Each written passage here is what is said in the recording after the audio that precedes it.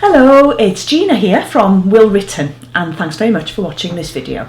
Now, at Will Written, what we're here for really is to make sure that your wishes are protected. And as you probably know from reading my blog on willwritten.com, I passionately believe that when it comes to protecting your wishes, well, knowledge is power.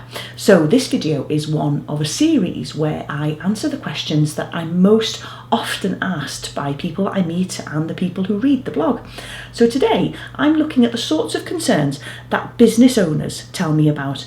Business owners kind of tend to speak to me about very similar issues.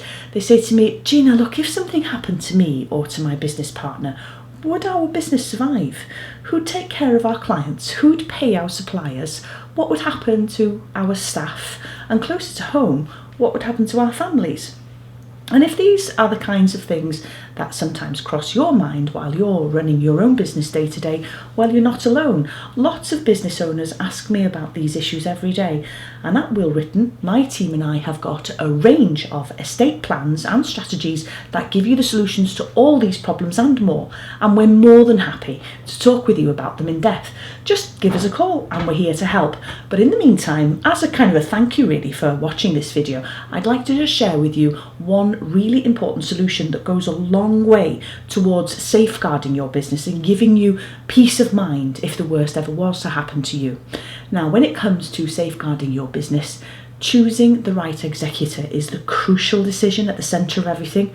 You can actually appoint separate executors, especially to take care of your business affairs, while other executors look after your personal assets. And this is a really useful measure that can save a lot of stress for your family and your colleagues alike. So for example, you might be really comfortable with your other half dealing with your personal assets and your house and your savings, for example, but they might not have the knowledge or the skills to just come in and take over your role in the business if something happened to you.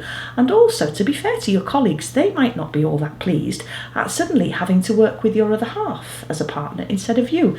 And that's obviously going to be even more of a challenge for your other half while they're trying to cope with bereavement or they're nursing you after a terrible illness or injury or something.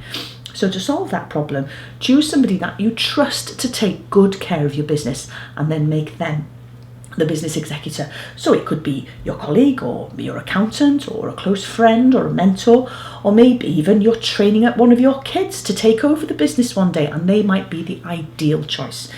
Your business executor's job in the short term will be to come in and keep the business running smoothly and make sure that your family carries on getting an income from the business's profits. And in the long term, they could arrange for the business to be sold as a going concern and for your share of the sale price to go to your family to give them security.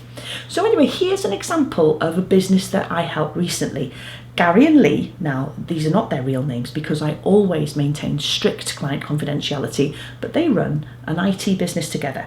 And they were referred to me by their accountant because they both have wives and young families who depend on them, but neither of their wives had much in the way of IT skills or really much knowledge of the business. Now they really wanted to make sure that things would always run smoothly and that their business would be secure if something happened to either of them.